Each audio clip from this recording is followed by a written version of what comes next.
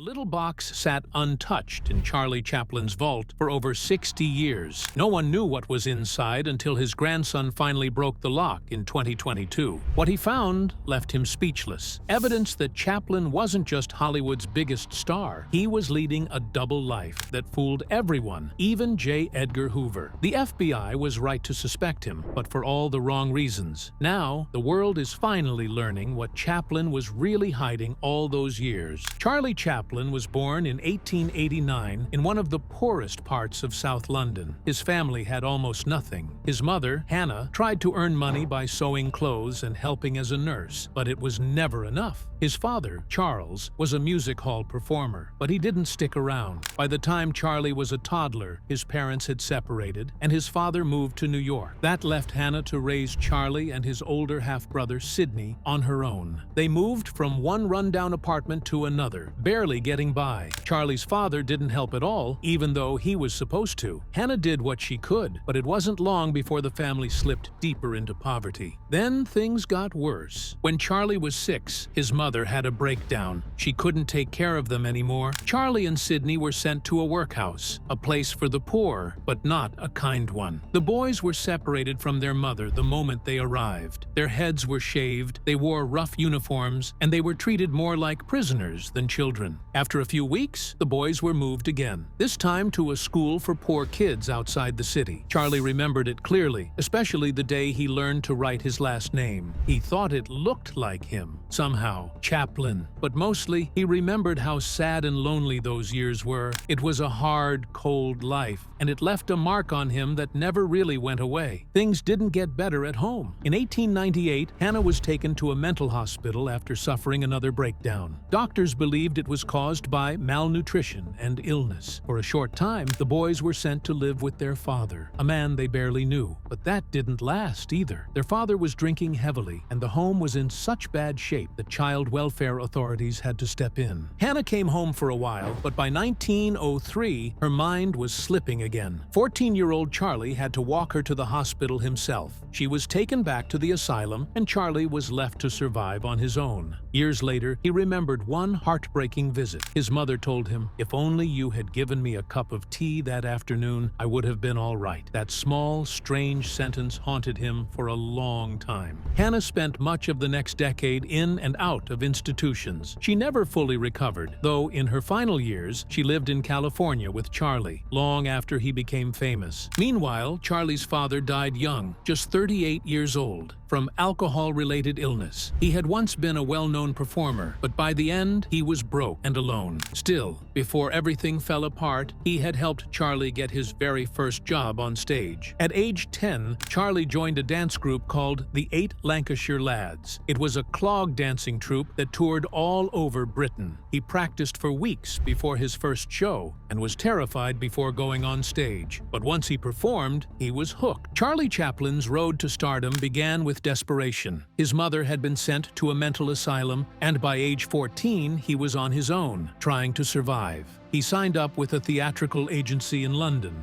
hoping to find any work he could. What he found instead was a turning point. A theater manager named Harry Arthur Saintsbury noticed something in him and offered him the role of Billy the Page Boy in Sherlock Holmes. It was just a small part, but Chaplin made it shine. He toured across Britain from 1903 to 1905, and people began to notice his talent. By 16, he was performing on a major West End stage alongside the most famous Sherlock Holmes of the day, William Gillette. Critics praised him, and audiences loved him. More importantly, Saintsbury taught him discipline, how to control his natural gift and turn it into something professional. But steady work didn't last. In 1906, Chaplin joined Casey's Circus, a small comedy troupe known for burlesque acts. He was only 17, but he quickly became a standout. He had a knack for physical comedy, clever, not crude, and his impersonations were full of charm and subtlety. The troupe toured dirty, cramped music halls all over England, and every show became a lesson in timing, movement, and connection with the audience. By the time the tour ended in 1907, Chaplin was a rising star. Still, he hit another low point, months of unemployment and a failed solo act that left him back at square one. His luck changed again in 1908. His older brother, Sidney, already working with Fred Karno's comedy company, helped him get an audition.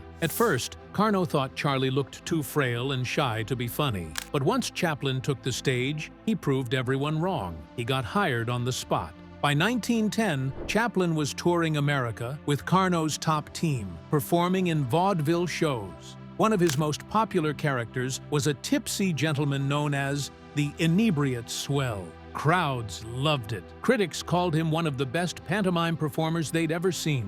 What Chaplin didn't realize at the time was that important people were watching. Among them was Max Sennett, head of Keystone Studios and a pioneer of film comedy. In May 1913, during a show in Philadelphia, Chaplin received a curious telegram asking about a man named Chaffin or something like that. It turned out to be the beginning of everything. That December, Chaplin arrived in Los Angeles with a new contract from Keystone. He was 24, earning more than double what he made on stage. He checked into a hotel downtown and tried to get his bearings in the strange world of silent film. Sennett's studio was chaotic, full of wild chases and slapstick gags. There were no script, just a rough idea and a camera. Chaplin felt overwhelmed. Soon, he wrote to Sidney, begging him to come to California. He described the sunshine, the beautiful women, and the big money. But when Sidney arrived, he didn't jump in as Charlie's manager right away. Instead, he signed up with Keystone as an actor himself, playing a character named Reggie Gussel. For a while, Charlie was left to figure things out alone. Eventually, Sidney did take over as Charlie's business manager, and together, the two brothers began to shape one of the greatest careers in film history.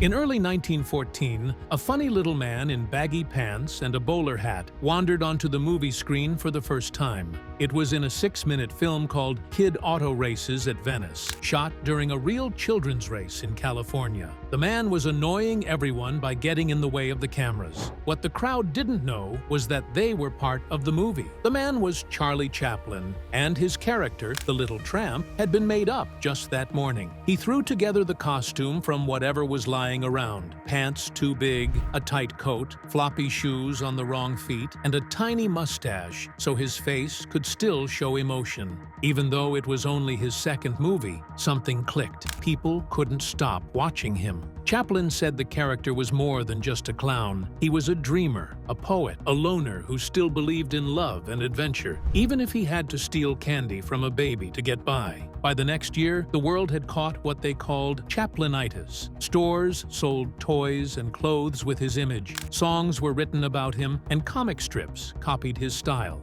In a British magazine poll, over 140,000 people voted Chaplin their favorite actor. He had become the first global movie star, and he was only 26. His success gave him power. He left Keystone Studios, where he had made dozens of quick slapstick shorts, and joined SNA with a massive pay raise. There, he started to change. His movies weren't just silly anymore. They had feeling. In The Tramp, he made people laugh, but also touched their hearts. It was the first time the character showed how deeply he cared for others, and it was a sign of what was coming.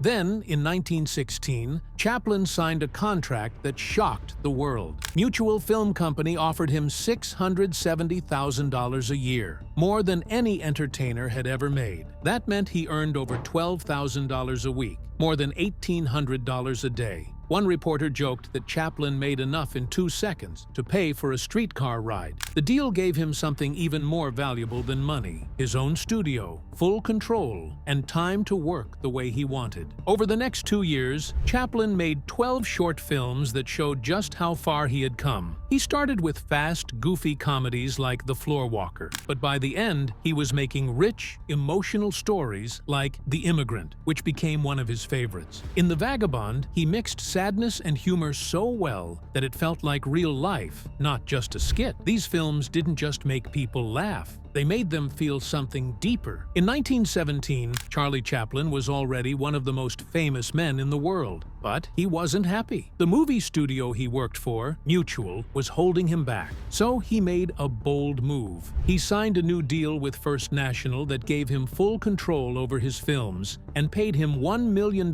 for just 8 movies. That kind of money was unheard of in Hollywood at the time. Even more important, the deal let him keep the rights to his films and half the profits. With some of that money, Chaplin bought a 5-acre orchard in Los Angeles, right on the corner of Sunset Boulevard and La Brea. He spent $35,000 on the land and turned it into his own personal film studio. He lived on the property too, in a 10-room house surrounded by fruit trees. By early 1918, the studio was up and running, complete with everything he needed: editing rooms, a film lab, and offices. His footprints are still there today, in front of what's now called Sound Stage Number 3. For the next 35 years, this was where Chaplin made his most famous films. But he wasn't finished shaking up Hollywood. In 1919, Chaplin teamed up with Mary Pickford, Douglas Fairbanks, and D.W. Griffith to start something totally new: a film company run by the artists themselves. They called it United Artists. Each of the 4 founders owned a big piece of the company, and they brought in a 5th partner to help with business matters.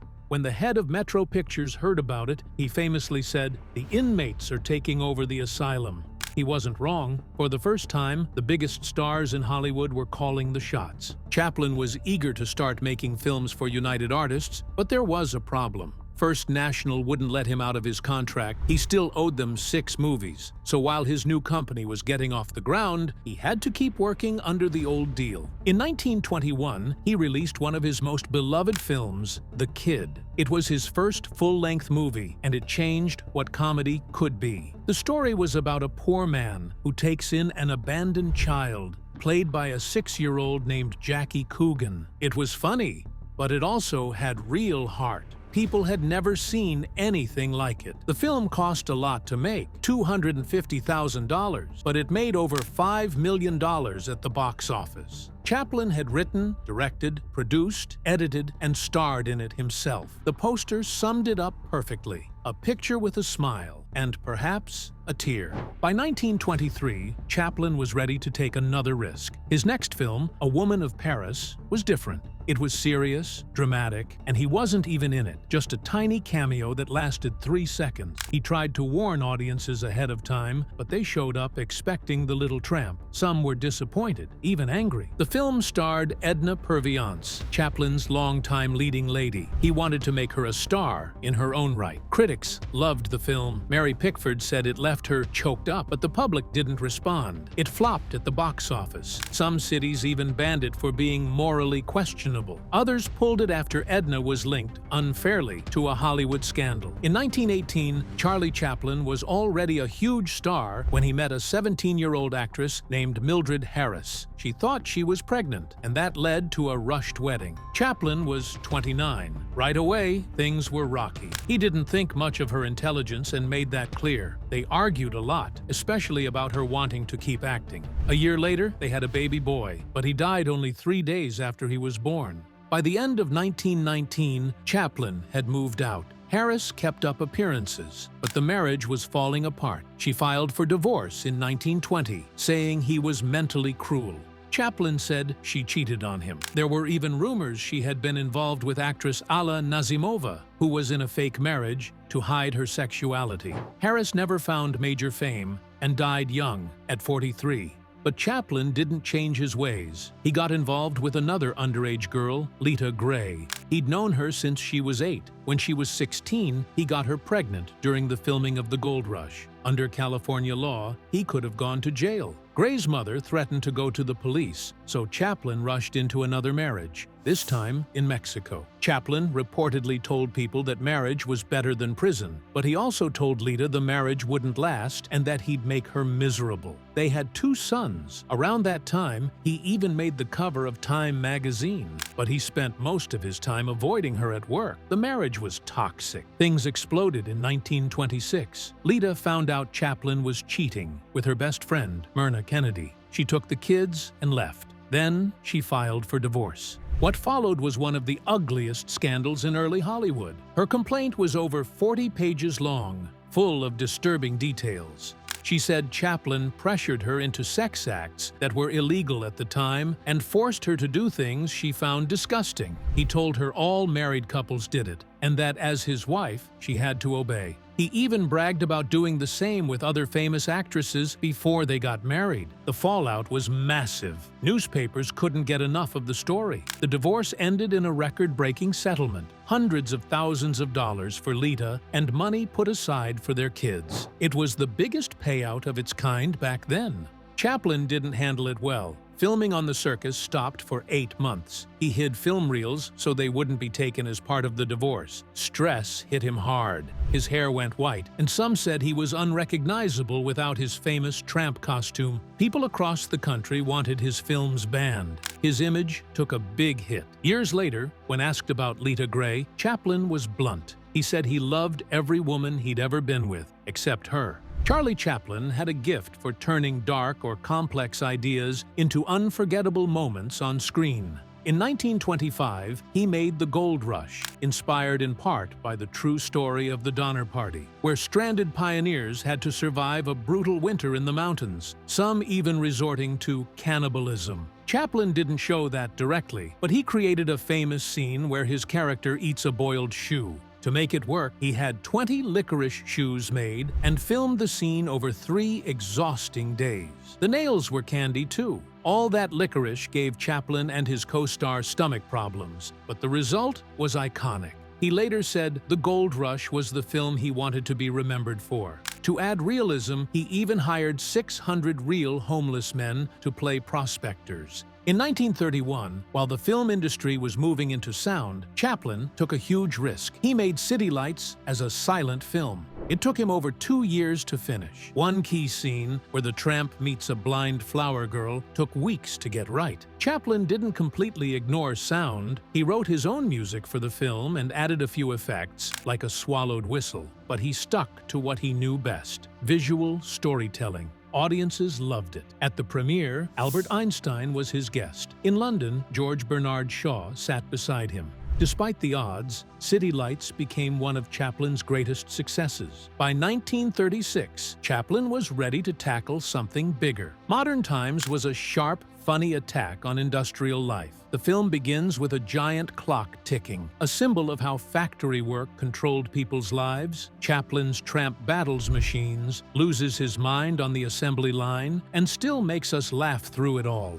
For the first time, audiences heard Chaplin's voice, but only in a silly song made up of gibberish. He sang nonsense in different languages, based on a popular French tune. It let him move toward sound films without giving up the physical comedy that made him famous. Then came The Great Dictator in 1940, Chaplin's most daring film. At a time when many countries were still trying to avoid conflict with Nazi Germany, Chaplin created a sharp satire of Adolf Hitler. He played 2 roles, a Jewish barber and a dictator named Adenoid Heinkel. He mocked Hitler's speeches by turning German into hilarious gibberish. Some people wanted to stop the film, but President Roosevelt encouraged Chaplin to move forward. The film became a huge success. Still, Chaplin later said that if he had known the full truth about the concentration camps, he never would have made it. Germany didn't allow the film to be shown until 1958. While his career soared, his personal life took a dark turn. In 1941, 52-year-old Chaplin started a relationship with 21-year-old actress Joan Barry. He was still married at the time, but he said Barry had something special and gave her money for acting lessons, dental work, and more. Their relationship didn't last, but it left a trail of chaos behind. Chaplin later admitted he was only interested in casual relationships when he wasn't busy working. Their affair included 2 pregnancies that ended in abortion. And then things got worse. Barry became unstable. She broke into Chaplin's house with a gun and made threats. She claimed they had been together after that, while Chaplin said he kept his door locked. She kept coming back, even breaking windows to get his attention. By mid-1943, she was 6 months pregnant.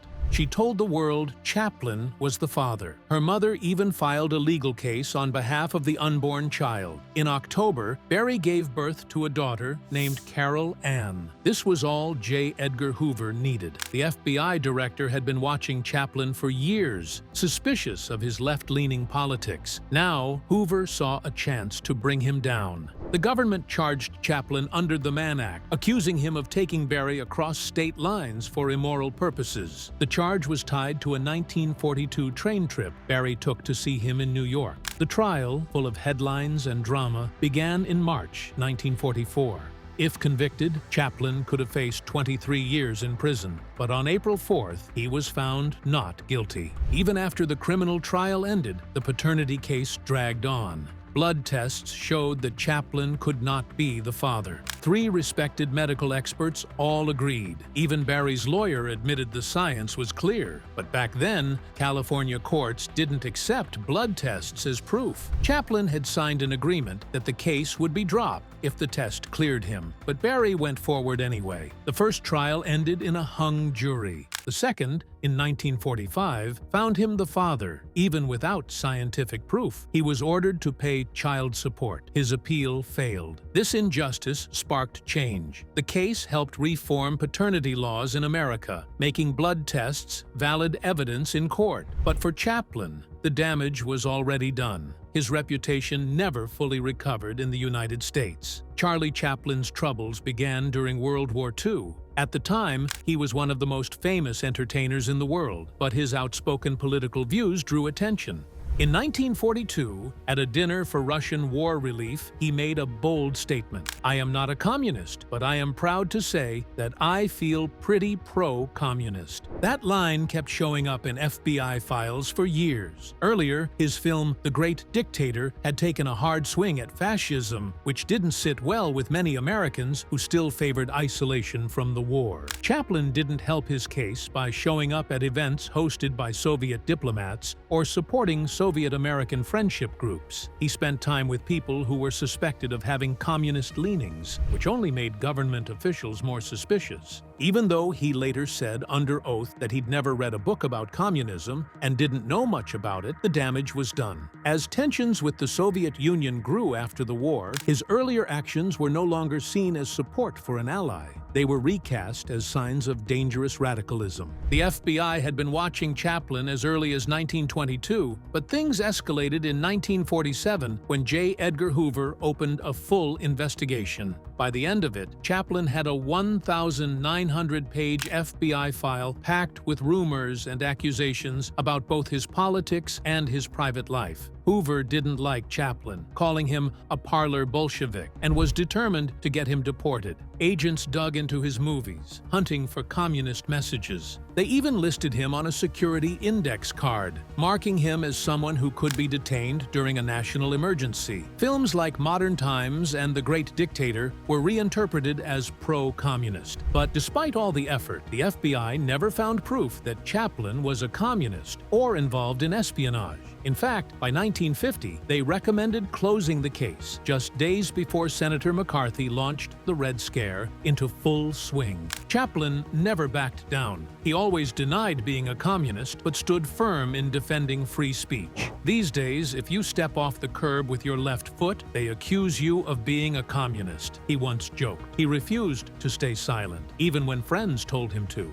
To him, democracy meant being free to speak your mind. He protested the trials of Communist Party members and criticized the House Un-American Activities Committee. Though he was subpoenaed, he was never called to testify, possibly because officials feared his ability to sway public opinion. He insisted his views were about protecting civil liberties, not promoting communism. But during the McCarthy era, everything was black or white. You were either American or un-American. Chaplin didn't fit neatly into either category, and that made him a target. Things came to a head in 1952. While on a trip to England, Chaplin learned he wouldn't be allowed back into the U.S. unless he agreed to an interrogation about his political views. He refused. Instead, he and his wife, Una O'Neill, decided to settle in Switzerland. They bought a home near Lake Geneva, in a quiet town called Corsier-sur-Vevey. it became a peaceful place for their growing family. Dinner was always at 6:45, and Chaplin insisted everyone speak English at the table because he couldn't follow French. Una had been just 18 when she married Chaplin, who was 53 at the time. The age gap shocked many, but their bond proved deep and lasting. Una stood by him through exile and scandal. Chaplin often spoke of how much she meant to him. He once wrote that watching her walk ahead of him through the streets of Vevey could bring a lump to his throat. Their love remained strong until Chaplin's death in 1977. Una lived in seclusion after that, passing away in 1991. Even in exile, Chaplin kept creating. In 1957, he made A King in New York, a satire that poked directly at American consumerism and the political witch hunts. The main character, a royal fleeing revolution, finds himself in a shallow, paranoid version of America, clearly echoing Chaplin's own experience. Then, in 1967, at the age of 77, he directed A Countess from Hong Kong with Sophia Loren and Marlon Brando. It flipped his old tramp story upside down, showing wealthy people losing everything. The film featured scenes showing the social ladder through dancing,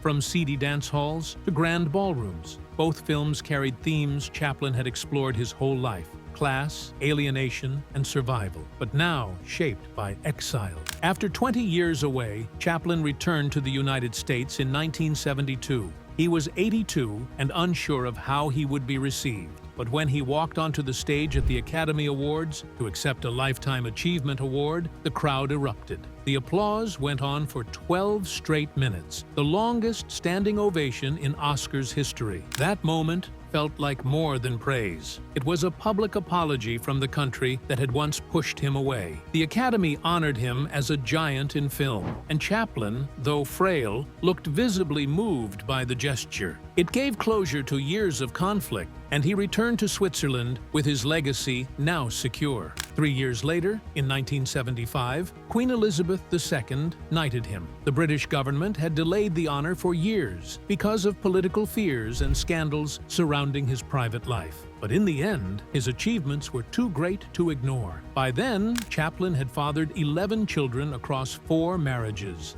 8 of those children were with Una. Many followed artistic paths, including his daughter Geraldine, who became a well-known actress, and his granddaughter Una, who appeared in Game of Thrones. On Christmas Day, 1977, Charlie Chaplin died peacefully in his sleep at his home in Switzerland. He was 88 years old. After years of declining health and several strokes, he had been confined to a wheelchair. It was a quiet end to a legendary life, and he was buried in a small, private ceremony just 2 days later. Chaplin had been one of the most famous figures in film history. His career stretched across decades, from the silent film era all the way into the modern age. When he passed, he left behind a fortune of over $100 million to his wife, Una, and their children. Tributes poured in from around the world, with one filmmaker calling him the most beautiful gift the cinema made to us. But just 3 months later, something shocking happened. On March 1st, 1978, villagers in Corsier-sur-Vevey discovered that Chaplin's grave had been dug up.